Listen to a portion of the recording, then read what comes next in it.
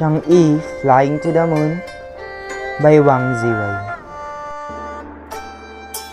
In ancient time, there are 10 suns in the sky, so the land is extremely hot. There is a god, Hu Yi.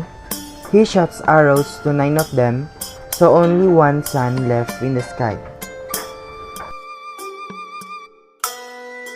Then, the land turns to normal, so people look up to him so much. Hu Yi's wife, Chang'e, is a pretty and kind girl,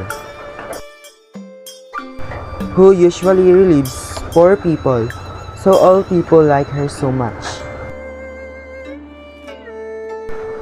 Hu Yi has an elixir. Who eats it will never die.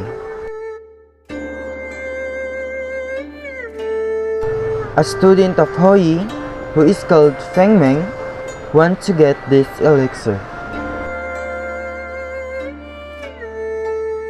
After Hu Yi has left home, he asks Chang'e for this elixir.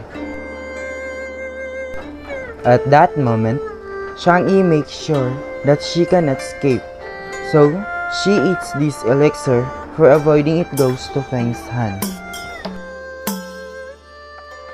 After eating it, Chang'e begins to fly, and she flies across the window and to the moon.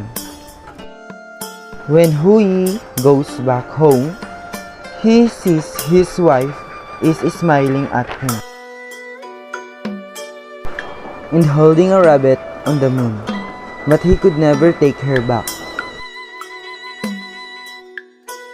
From then on, every Mid-Autumn Day, Chinese people all go back home to meet their family members and go out to see the full moon, for the sake of Hu Yi and Chang'e's story. And all of people eat Chang'e's favorite food, the moon cake, to remind her husband and her as heroes.